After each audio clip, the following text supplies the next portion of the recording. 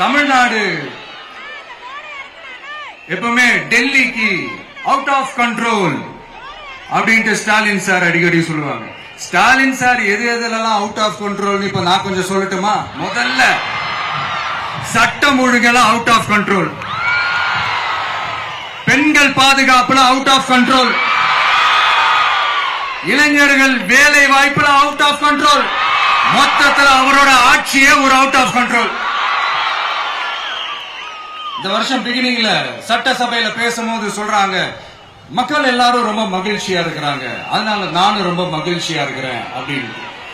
மக்கள் சந்தோஷமா இருக்கிறத பார்க்கிறது கூட ஒரு சந்தோஷம் தான் சார், அது யாரும் இல்லைன்னு சொல்லல. அப்படி உண்மையிலேயே மக்கள் உண்மையிலேயே சந்தோஷமா இருக்கிறாங்க அப்படின்னா ஏன் சார் விவசாயிகள் போராட்டம் நடக்குது? ஏன் சார் மீனவர்கள் போராட்டம் நடக்குது? ஏன் தொழிலாளர்கள் போராட்டம் நடக்குது?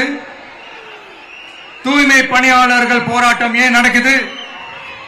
அங்கன்வாடி ஊழியர்கள் போராட்டம், செவிலியர்கள் போராட்டம், மருத்துவர்கள் போராட்டம், மாற்றுத்திறனாளிகள் போராட்டம், அரசு ஊழியர்கள் போராட்டம், ஆசிரியர்கள் போராட்டம், இடைநிலை ஆசிரியர்கள் போராட்டம், பகுதி நேர ஆசிரியர்கள் போராட்டம்.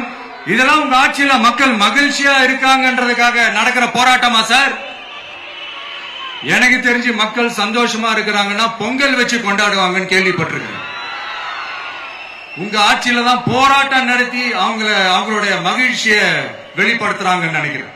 இன்னும் தீரவே தீராத பிரச்சனைகள்னா இருக்கிற இடம் பிரச்சனை, பார்க்கிற வேலை பிரச்சனை, பண்ற தொழில் பிரச்சனை, விலைவாசி பிரச்சனை, தண்ணி பிரச்சனை, பஸ் வசதி இல்லைன்ற பிரச்சனை, ரோடு சரி இல்லைன்ற பிரச்சனை,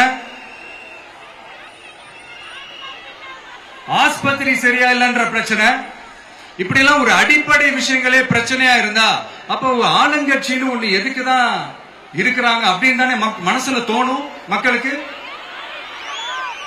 ஆட்சிக்கு வர்றதுக்கு முன்னாடிதான் பொய் பொய்யா அடிச்சு விட்டீங்க, இப்ப ஆட்சியை விட்டு போகும்போது கூட பொய் பொய்யா பேசுறீங்களே சார், என்ன சார் இது? மாத்தி மாத்தி பேசுறதுல நீங்க வேற லெவல் தான் சார். ஆட்சிக்கு வந்த அடுத்த வருஷமே 2022ல 70% வாக்குறுதிகளை நிறைவேற்றிட்டோம்னு சொன்னாங்க. அப்புறம் போன வருஷம் 90% வாக்குறுதிகளை நிறைவேற்றிட்டோம்னு சொன்னாங்க. அப்புறம் இந்த வருஷம் 505 வாக்குறுதிகளை 404 வாக்குறுதிகளை நிறைவேற்றிட்டோம், கிட்டத்தட்ட ஒரு 80% வாக்குறுதிகளை நிறைவேற்றிட்டோம்னு சொன்னாங்க. முதல்ல 70, அப்புறம் 90, அப்புறம் 80. இன்னும் தேர்தல் நெருங்க நெருங்க அது 60, 50, 40, 30, 20ல போய் நிக்கும்னு நினைக்கிறேன். அதையும் அவரே அறிவிப்பாரோ என்னமோ எனக்கு தெரியல.